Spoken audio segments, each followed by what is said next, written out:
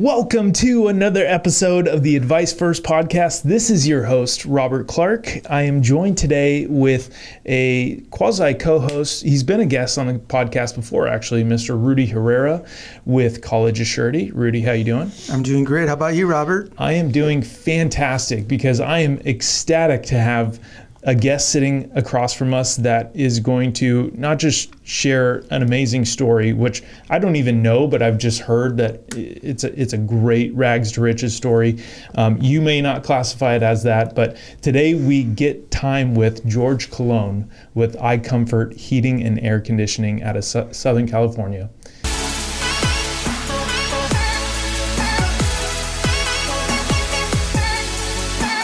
Welcome to the Advice First podcast. George, how you doing? I'm doing great. How are you? I'm very excited to record this. And I would probably just start by, running an HVAC company. Doesn't sound all that sexy, I'm sure. But I know it wasn't, always the position you're in today. So how exactly did you graduate into, one, entering that industry and growing the business to where you're at today?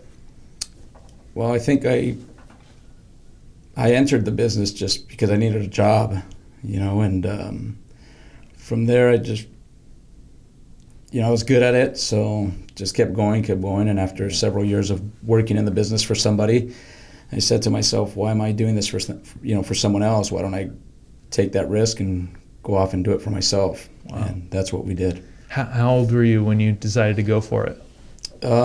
So I was 19 years old when I got in the trade, and at 9 years later is when I went off on my own. So wow. About 28. That's crazy young. Yeah. And you had kids at the time, right? Yeah, I had 2 kids at the time, and they were already... they were already a little bit older, because we had kids when Eric and I, my wife and I, had kids when we were 16 years old. Our first daughter was born. Oh my gosh. 19 years old, our son was born. So, yeah. Wow. What was that like? Going out, you're 28 years old, you go out, you've been working in this craft for 9 years, and you're like, I'm going to start my own thing. And you have the family back at home. Like, what was that? How was that for you? It was definitely scary, but I could see that, there could be a reward there. Yeah. And not only for myself, but for my kids, for my family. That's really what I wanted. Yeah. I wanted to be able to give them more. I wanted to give them that platform that they could succeed, where they could succeed from. And that was worth it. I just figured if I fall on my face, what do I have anyways? What do I have to lose? So today when I think about, I didn't always think about like core values and things like that, but today when I think about them, I think fearless is definitely one of them. Yeah. I love that. I absolutely love that. How long has iComfort been around? So 17 years now. 17 years. Yeah. What have you learned in those 17 years? That there's a lot to learn still. That there's still so much more to learn. And that I still have, a passion for doing this, and I enjoy doing it. Yeah. Often still in the trenches with the guys. I'm not afraid to crawl. I'm not afraid to get in there and do an installation or go out and service somebody's air conditioning system. Wow. I don't have to do it, but that's what I like to do. I like to get my hands on tools and do work. That's awesome. Now, part of my research led me across something that I'm always looking at just for any company that I'm going to work with personally. And I was blown away because I never see this much positive feedback. Your company has 28 pages of positive Google reviews. Right. Did you know that? No, I had no idea. That is Wow. Incredible. I mean, you have clients raving about the work that, and they're not just saying George, they're saying Jose, like all of your team, they're giving them 4 or 5 stars on every single page. Right. So that just goes back to, and we got this thing where we research other companies and why are they successful? What is it that they do? And we preach it in the office, always do what's right for the customer. first and foremost, customer comes first. I mean, it's a people business, and we have to do what's right. And it starts with communication. We have to communicate with our clients. We have to, from everything, from the second we answer the phone, schedule that call, when we're en route, when we're complete, it's all about communication. And I think that's what, goes back to. I mean, how did you started this as an HVAC specialist, but you know so many things about running a business and that communication time. Like, where did you learn that? Was that just over time? No, I think all that goes back to being a kid, playing baseball, having great coaches, having people who taught me what it means to be on time, to communicate if you're not going to be there, things like that. And then early on, going into this business, into this trade, also working for clients who just, who share things like that with me. Hey, the one thing we don't get back in life is time. If you communicate, and also having customers who said, hey, George, the only reason we went with you is because you called to say you were going to be 5 minutes late. Hey, George, things like that. So, that just kind of opened my eyes to how important it is to communicate and to respect people's time and belongings and things like that. Yeah.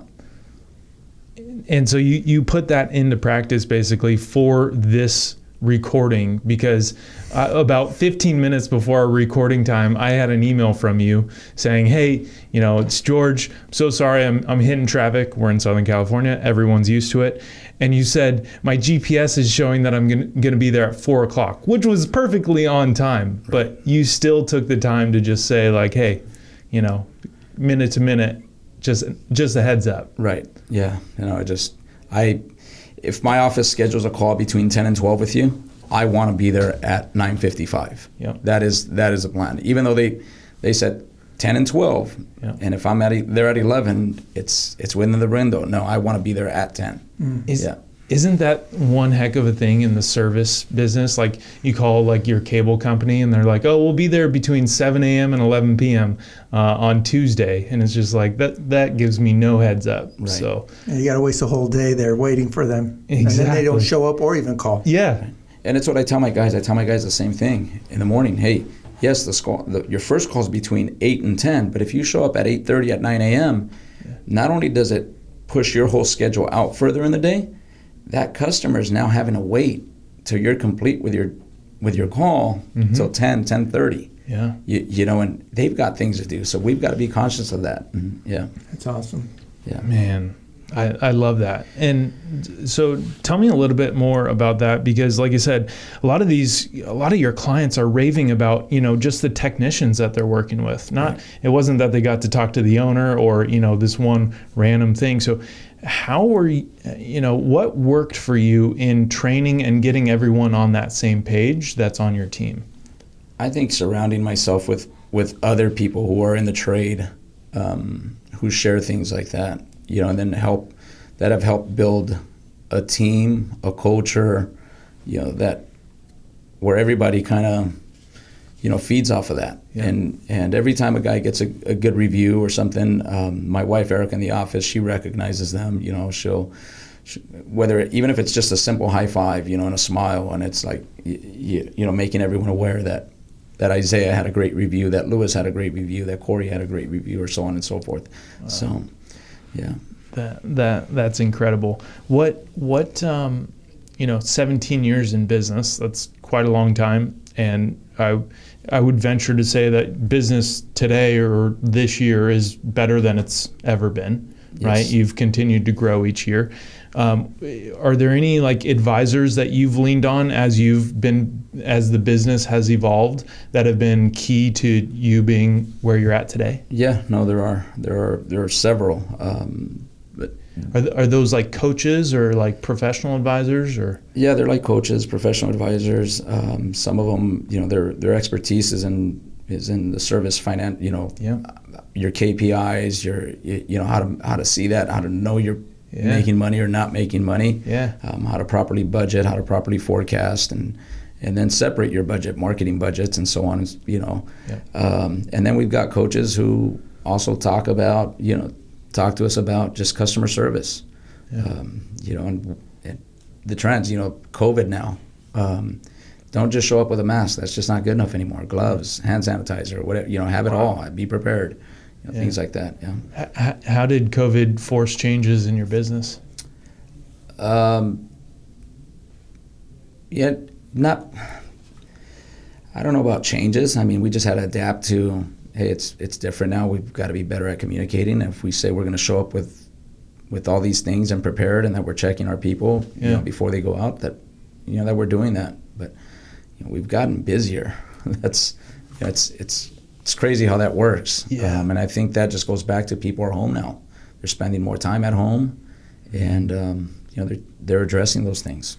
Right. Who is your target client? I mean, I don't know that I target it. Anyone with an air conditioner or heating system? Anybody who owns a home or townhome or condo or that needs our services. I don't know. I think if I start targeting it, then I shouldn't assume anything. I shouldn't assume that the young homeowner can't afford it, or that the older homeowners thinking differently than the younger person. Or right. Yeah. It's primarily residential though? Yeah, primarily residential. We do about 10% light commercial, smaller strip malls and things like that. Got it. Yeah. Interesting.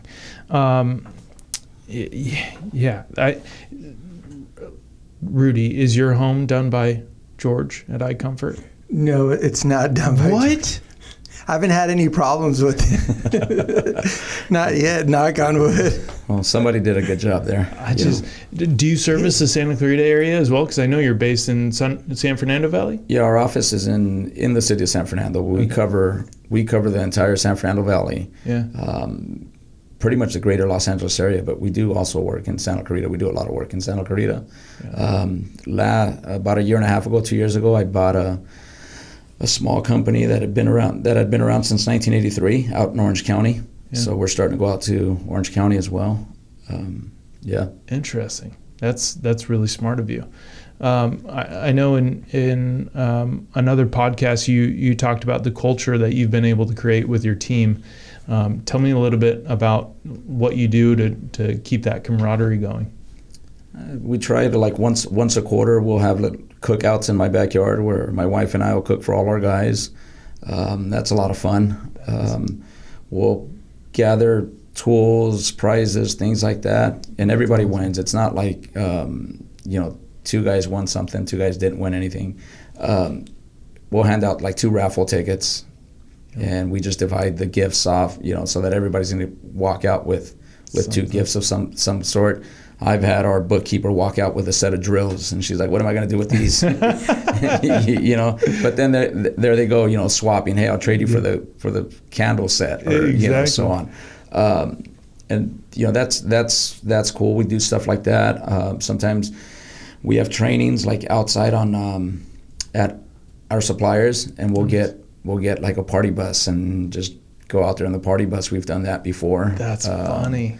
So and then we're always sending our guys out to training away. Yep. Which is something that not many people out there do. I just had 2 guys spend 14 days in Texas. Wow. At a technical training. Here in May, we've got 2 guys going to Sacramento. So when you're doing things like that, your employees know you care. Yep. And it's unfortunate that in the trades, plumbing, air conditioning, electrical, not many companies are out there doing that. They're not sending their guys out for training. They're bringing them out for 8 to 12 hours of work a day, and it's like, that's it. So I think there's a little more to it. When these guys see that you care and you want them to learn and you want to help elevate them, then they'll go that extra mile for you. Yeah, you have to invest in your people. Right. That is so true. Yeah. Now we'll get back to the business at some point, but how do you spend your time outside of work? Well, that's what got me here, right, Rudy? Coaching. I've been coaching baseball and softball since I was 18 years old. Wow. Since I got out of high school.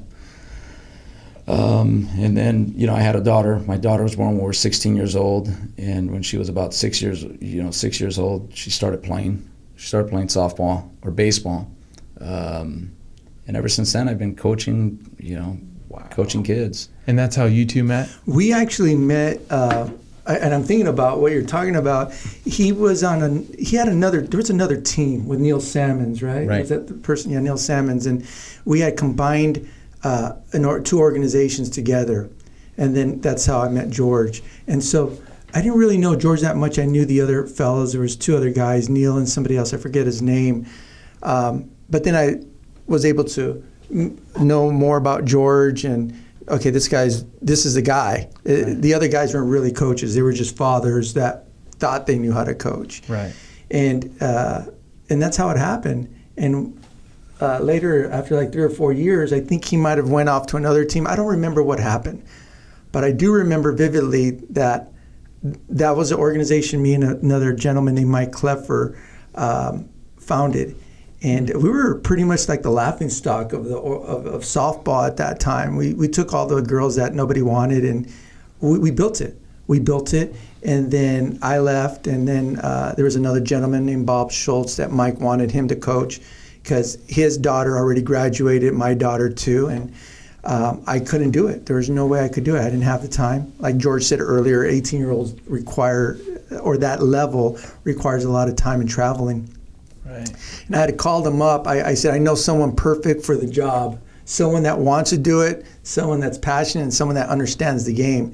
And he was on his way to Vegas. He doesn't remember. I remember that. Okay, he was he said, he was like in Victorville or Barstow. I think he was in Barstow. And he said, hey, do you want me to make a U-turn? I'm like, no, dude, you got the job. Dude, you got it. Don't worry, you got it. I'm going to make sure you got it.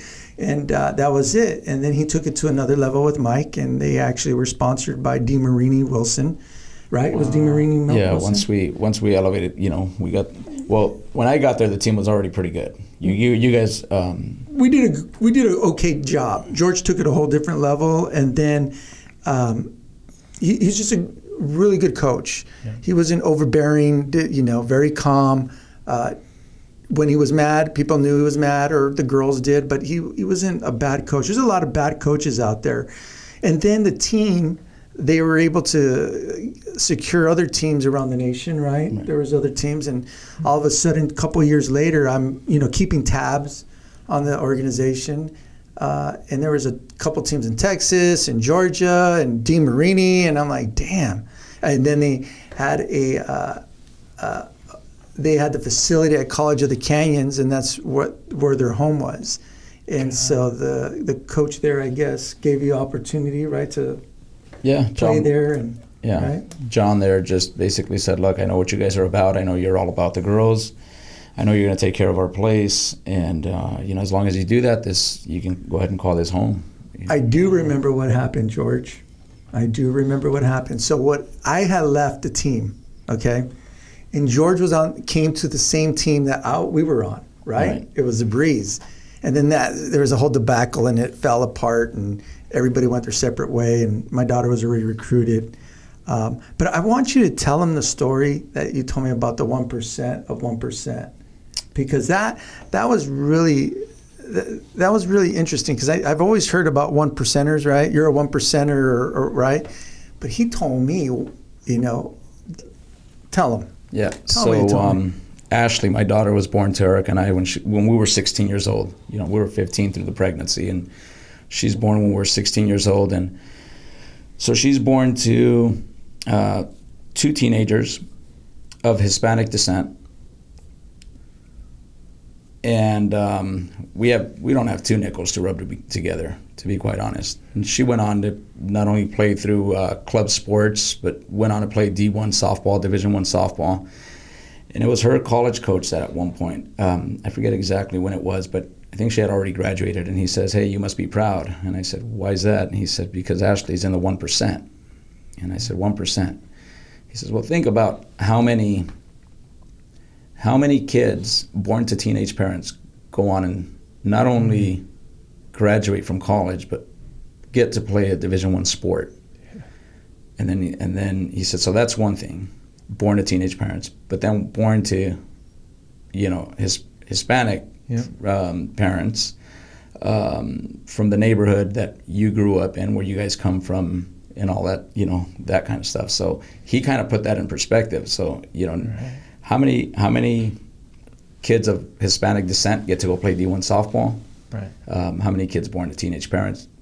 And, so on and so forth. So that kind of like, I don't know if Coach remembers telling me that, but I'll always remember it. There's something that's always said. It's like, people might not remember what you said or what they said, but they'll remember how you made them feel. Mm-hmm. And I just remember Coach made me feel a certain way there that I'll never forget, that 1% thing he shared with me. He's like, Ashley's in that 1% of 1%. Of 1%, yeah. That's interesting. Yeah. That is so true. And that's incredible. Yeah. I mean, it's one thing to have that, in your line of sight as you're raising your daughter and your son, but it's another thing to just keep your head down for those 18 years and then look up and be like, oh my gosh, like, look what we did. Right.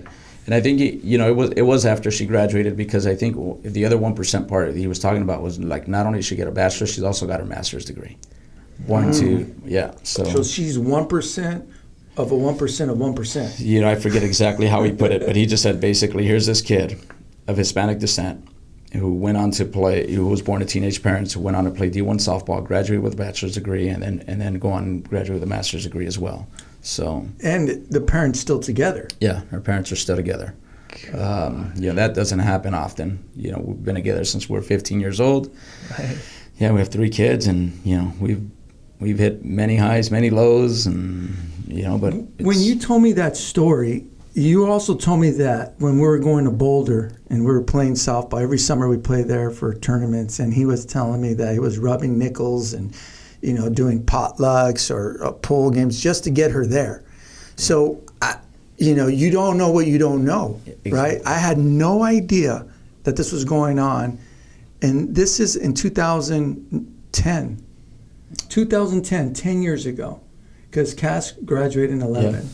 And so 2009, 2010, this was going on, so 11 years ago. So his business probably was not even where it was at today. No, we were just coming out of the 07, 08 crash of, everything that happened and just losing everything. But even before that, I mean, in 2004 when I started the business, we didn't have any money. I mean, I put everything at risk, and even then she was, 12 years old, and she was traveling the country because she was a pretty good softball player.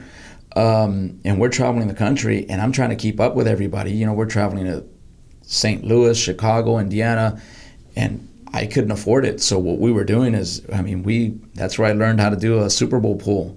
And we would sell 100 squares just ourselves to generate the money to go there. March Madness, we had a March Madness pool. We had, we were just, anything we could do. My wife would, on her lunch breaks, she would go and sell hair clips. She was working at the air conditioning company that I used to work at too. Yeah. And on our lunch break, on our 1 hour lunch break, we were down the street from Kaiser in Panorama City. She would go down to Kaiser, the clinics in that area, and just sell scrunchies, hair clips, anything she could. And she'd come back with $100, $200, whatever it was, and it was just, it's that hustle. Oh it's that hustle, and that's why Eric and I get each other, and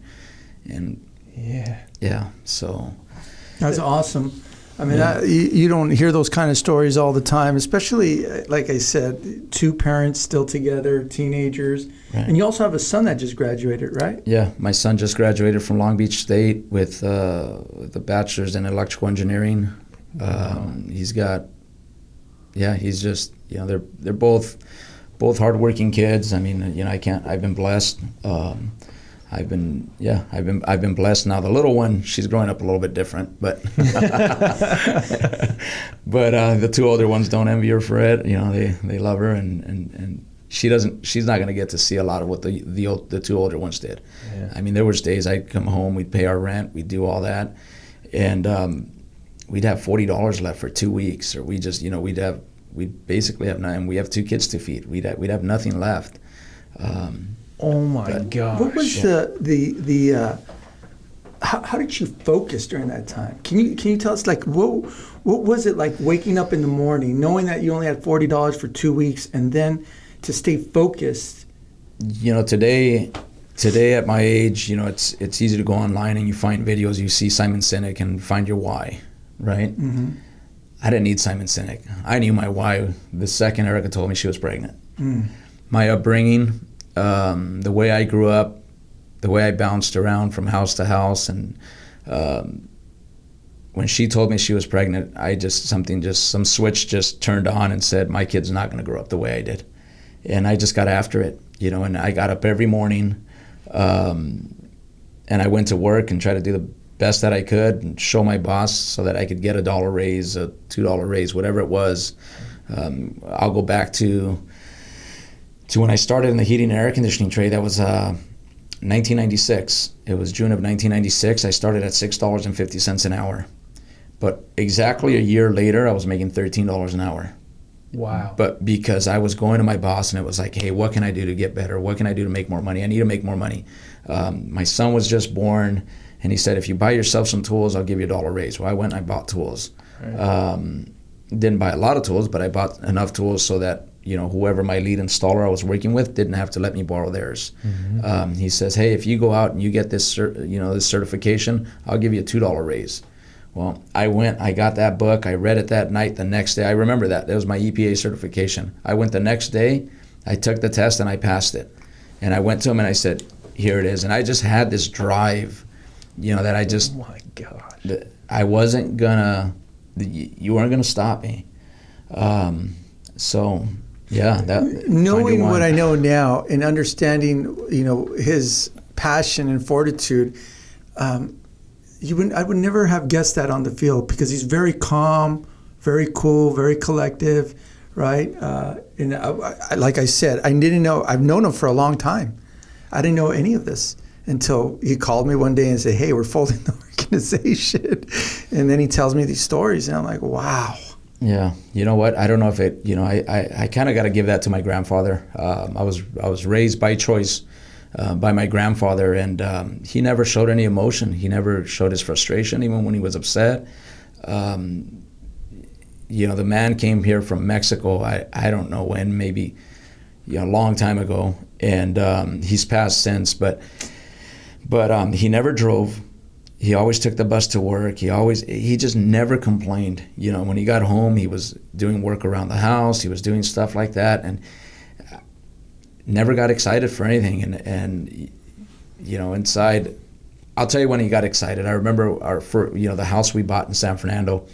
It was a little 800 square foot house, and I finally was making some money. So it was an 800 square foot house, 2-bedroom, and we started adding on. We got the 2 kids, and they're getting to the age, or Ashley's getting to the age where she needs her privacy. She needs her own room. So we started adding on to the house, and my grandfather came, and the house was being framed out, and I remember we're standing in the hallway, and he grabs onto one of the 2x4s, and he got teary-eyed. That's about the 35 plus years that I had him in my life. That's the one time I saw emotion out of him. He just told me how proud he was of what we were doing, and by then I had already started the business, but yeah, my grandfather just, hey, when you're excited, don't show it. When you're Yeah. And if you don't mind me asking, you went from 800 square feet to what, 7,000 square feet now? I think we're somewhere in that 7,000 square feet. We're up there at, I don't know where it is. Just last year we bought a house, and people look at it and say, oh, it's their business, or it's you know what, it's not. It was the risk that Eric and I took when we were 22 years old. We bought a house in San Fernando. Paid $160,000 for this house, and it's been a blessing because it's put us where we're at today. Mm-hmm. You got to make those investments, and you can't. Do you still have that house? We do. Yeah, we rent it out. You rent it out. It's a rental property now. Nice. But yeah, no. So we recently moved out here to Santa Clarita. Got a nice little place there. Nice little place. I love this story. What was it like? So obviously, Great Recession was tough. You had built your business, started your business 3 years before that, but you're running a business. You're coaching your daughter's team by that point, if my math serves correctly, and you're trying to grow your business, right? To get it to a healthy income number. Like, at what point were you the only person working in your business, and you're like, man, I need to hire help. But talk about taking on a whole nother risk, right? Right. Well, when I started in 2004, it was just a relative of mine and myself, and he was my helper, and we were going out, and I was doing the sales, I was doing the installs, I was doing, just the two of us. But if you remember back to 2004, 2005, the banks started loaning quite a bit of money. We kind of, there was a lift there, and people were spending money. So quickly, I had to start hiring people. Got it. So 2005, 2006, it was good. Yeah. So you took another risk. Yeah. By getting those loans. Right. So we went out. We bought what was it? We bought, I think, 3 vehicles. So totaled up to 4 now. Hired employees, and then and then real quick I found out that could change real quick. Yeah. So 2007, 2008 came. That hit hard, and there we go, back to square one. And then what happened, if you don't mind me asking? Well, I mean, remember. No, did you have to downsize your fleet and your people? Did they recall the loan, or was it even still out, or what happened? No, so I mean, when I talk about, I mean, back in 2005, there was a lot of money being spent. People were fixing their houses and doing all that stuff. So we had a lot of work. Right. Yeah, but when that 07, 08 came, we had to part ways with people, and it was tough. That was hard. I remember I had a credit line. I had a credit line of $100,000. We had never used it. We had never tapped into it. And it was Washington Mutual at the time. Yeah. They called and they said, "Hey, we're closing it." And I'm like, "Well, wait. I need that." Yeah. No, they just, no questions asked. It's closed. Done. Yeah. Oh, my goodness. Yeah. How many, if you don't mind me asking, how big is your company now? How many trucks? How many employees? So we have a total of 14 trucks out on the road. There's 24 employees total. Mm-hmm. We've got 5 people in the office answering phones, scheduling, full-time bookkeeper, all that stuff. And then the rest of the people are out, 19 out in the field, working. Wow. Sorry, Robert. No. And I remember seeing something, I don't know, a few years back, maybe 4 years back, a video. Somebody did in your office a video testimonial. It might have been even you, that you had showed up to a house somewhere in Los Angeles, somewhere like I think in West LA. I may be wrong, and they had called another HVAC company, and they told them it was going to be like $10,000, and then you opened it up. Or somebody did, and you said, "Oh, all I needed was this." Oh yeah, that happens a lot. It was free, and you actually got some business from referrals because of the honesty. And that's. Am I correct on that? Yeah, something like that, right? That actually happens on a weekly basis. And so you trained your employees to follow your lead and doing the right thing. Right. Yeah, no. So I always talk to the employees. Actually, yesterday in my little daily huddle, I told them, you gotta, as you're working, you gotta pretend that homeowner's sitting right behind you in that chair there. If you're working here, homeowner's watching. Do what's right. That's just how we do things. So and they know that. The other thing is, there's a lot of companies out there that are. I don't know. That's why I can't get out of the trenches. Yeah. I don't want to speak on any other companies. I'm just telling you, that's why I'm in the trenches day in, day out. I'll make site visits. I'll just pop in. If I just have a technician doing a tune-up at your house, I'll sometimes just pop in. And I also remember you on Facebook. He had posted, "Hey, if you guys see any of my guys out there, take pictures." Yeah. And I would see them every day. 405, 5 to 10, they're all over the place. And you see that nice blue and orange sun truck and or van. And I also hear, and I've seen, the craftsmanship is unbelievable. And I know when I do need a HVAC guy, I'm calling my buddy over here, but the craftsmanship is just unbelievable.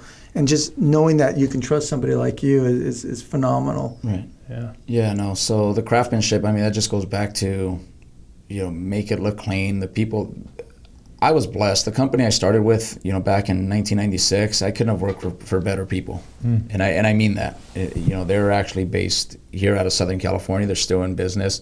The original owner, unfortunately, has passed since, but I couldn't have worked for better people who invested in me.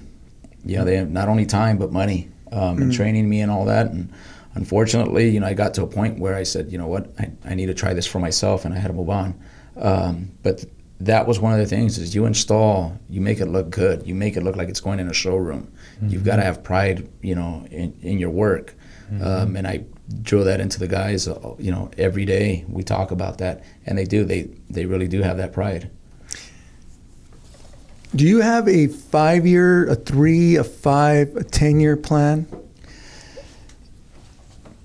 It's something that we think about. When I say we, Eric and I, we think about often. But I mean, I'm 44 years old right now, and I'm just, I feel good. I can still move. I can still go up and down ladders and crawl spaces and do all that. I don't see myself doing anything else. I like doing this. I like being being in the HVAC trade.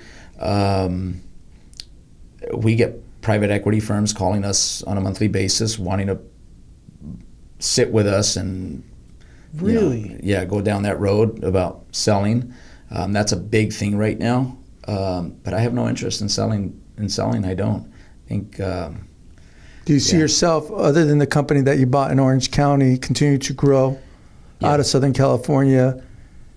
Yeah, that's something that we're actually talking about right now. I don't know if you've ever met Corey, one of our techs. He's actually, I probably did. There's a lot of talk about he's thinking about moving his family out to Arizona. We've talked, and I've said, Corey, you want to start your own thing out there? And he says, no, I want you to start it, and I want to continue to work for you. Wow. So I want to, I want to do it alongside you. I don't want to. Nice. Yeah. So right now, his son's a senior in high school, and I think once he's done, they're seriously considering moving to Arizona. They're making visits out there right now, looking for homes, and if that happens, then we'll open up in Arizona. But I'll only do that if I can find somebody who I can trust to run that the same way I do. I can't spread myself out that thin, and so. Can't what do you spent your entire life spreading yourself out that thin? That's a little too much. Yeah. Are you still coaching at all today? I am. I coach 12-year-olds. So I went back down to the younger age group just because they don't require as much travel as the other ones did. Right. And I'm finding that I like it. I like coaching the 12-year-olds because they're little sponges. Yeah. Their eyes are wide open. They're listening and they're taking it all in, and they want to learn. They want to get better. Sometimes with those 18-year-olds, they've kind of already. Right. Yeah, they've heard it all. They don't always want to be there. And in that game, when we say 18, they're playing at an 18U level. Some of them they're 15-year-olds, they're 14-year-olds. They're that good that they play with the big girls. And even at that age, at 14, 15, they think they already know everything. Yeah, so. That's crazy. It's a good age. I think one of the things I pride myself with coaching at that, 18 and under level, which is grows anywhere from 14 all the way to 18, is that I still have really great relationships with all those kids that we've coached over the last 10 years. That's so cool. Through social media, text messages, they call in and check in, and so. That's awesome. I love that. Yeah. All right, as we close out the episode here, it's the Advice First podcast. So every guest shares a piece of advice with the market they serve. So I would think, to homeowners who obviously everyone out here locally has air conditioner, heater, what would be your tips to a homeowner in maintaining their system or just knowing the difference of, do I need to replace or just maintain something? Like, what are your tips for homeowners as far as protecting their home? So, when it comes to maintenance and just trying to prolong the life of an air conditioning system, maintenance is a thing to do. Finding a company that's going to go out there and going to do the right thing. Keep components clean. Dust and dirt can act like an insulator and make things, resistors, circuit boards, things like that get hot which will then cause premature failure. So maintenance is a big thing, but finding the right maintenance company, because you will have companies that are just going in, swapping your filter, and moving on. There's a little more to it than just that. Anytime somebody comes out and uses some, I'm going to call them heavy words or scare tactics, don't be afraid to get a second opinion. This just happened to my sister. My sister lives an hour and a half away. And she had a big company go out there, and they were using words like carbon monoxide and blow up and stuff like that. And then they quoted her $18,000 for a new air conditioning system, not knowing her brother was only an hour and a half away. Wow. I drove out there on a Sunday, checked things out, and I said, there is nothing wrong with your unit. Is it old? Yes. Yeah. Do you need to replace it? That's up to you. But so if people are using scare tactics, get a second opinion. Yeah. That, and then, when it comes down to replacement, it's a big ticket item in your home. Second opinions are, do your research, maybe get a couple quotes, and then,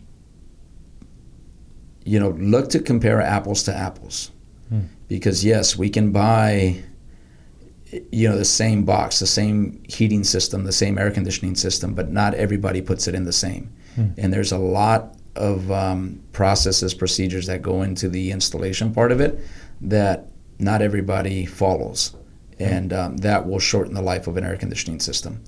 And last, just make sure you're protected. Somebody who's going into your house, you're going to pay them for this big ticket item. Are they properly insured? Not only with liability insurance to take care of any possible damages that may come about during the installation, but also workman's comp. There's a lot of guys out there right now. I go on the contractor state license board. It's very simple to go in and search somebody, and it'll tell you if they're properly insured. And these aren't one-man installations. You need at least 2 guys to install these units. And I get a lot of proposals from clients who give them to me, and I'll go research who these people are, and they'll say they're exempt from having workman's comp because they say they have no employees. So if this employee gets hurt at your house, guess what? You could be liable. They could be coming after you. So when I say compare apples to apples, I'm not just talking about model numbers of equipment, but the process of installation, and then also, are they properly insured and licensed and that is huge, George. And when you say maintaining a unit or doing that regular maintenance, how often should someone have their HVAC systems checked? I would say twice a year. One time we're going to go through and thoroughly check everything with the heating system. Yeah. And let's say that's happening in January, February. Yeah. It's probably 60 degrees outside here in Southern California. It's hard to check the air conditioning. So you can't really check the air conditioning at that time.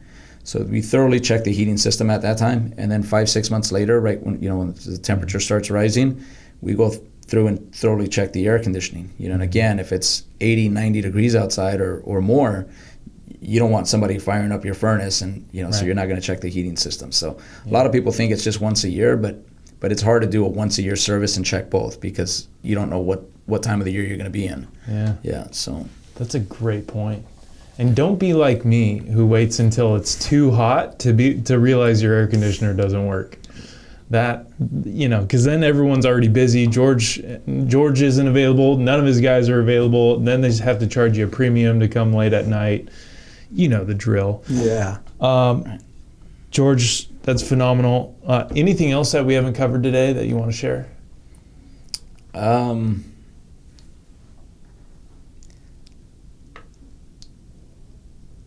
No, I don't know.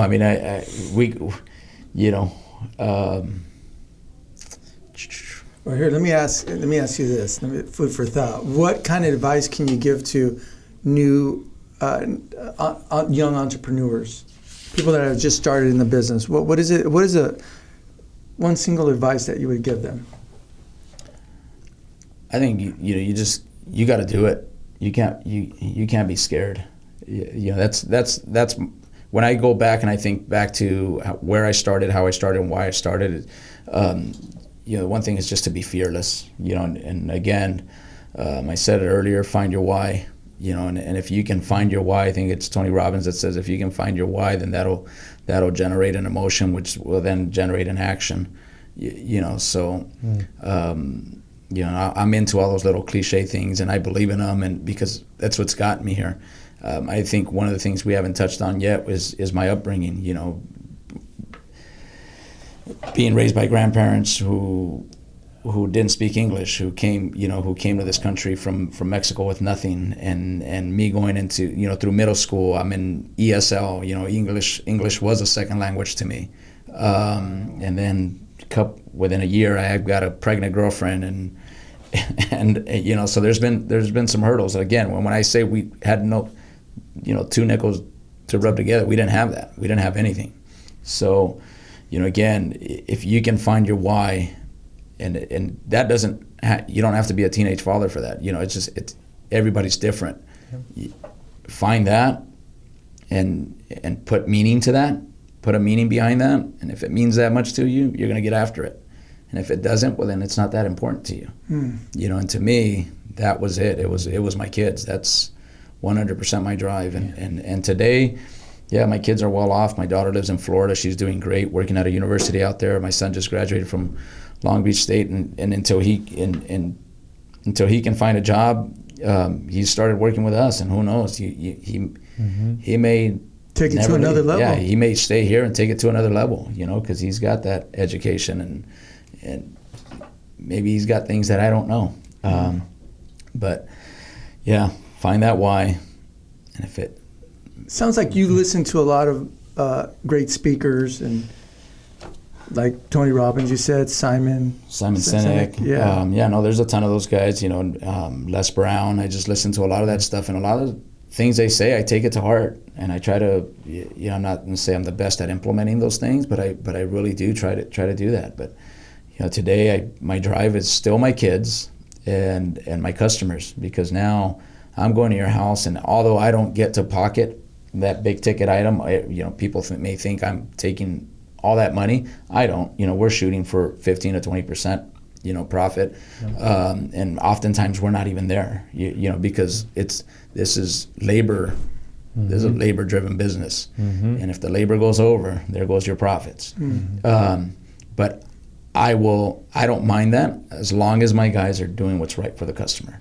And because I know from that customer, it's going to be that compounding effect, where we're going to get 3 more referrals, or we're going to get, so today my why is our business, our customers. That's everything. George, you said you weren't going to be motivational before we started recording, but this feels pretty darn motivational. I'm not going to lie. My eyes watered up a little bit back when you were talking about the 1% of the 1% with your daughter's story. Just incredible. I'm a huge fan of your values and then building what you've built, but just doing it with the integrity and the heart that you do it with. It is commendable. So really appreciate you being a guest today. How can our listeners connect with you? That's a good question. You could you could email me, george@calicomfort.com. That's probably the easiest and quickest way. Those come right to my phone. You can call me direct on my my office line, which is the 818-837-2082. That'll ring directly to me, no matter where I'm at. I will say, if you call me and I'm with a client, another thing that somebody told me a long time ago was, the most important client you have is the one that's in front of you. So I will give them that respect, that I turn my phone off when I'm with them, and I'll get back to you when I'm done. But I would say email or text that number or call. You can always call the office, 818-837-0022. They can also put you in touch with me and forward any call to me directly. That's awesome. And if you're not already, go find go find iComfort Heating and Air Conditioning on Facebook. They're at iComfort HVAC, or you can check them out online, calicomfort.com. George, thank you so much for taking the time to be a guest today. Thank you. I appreciate you both. Thank you, sir.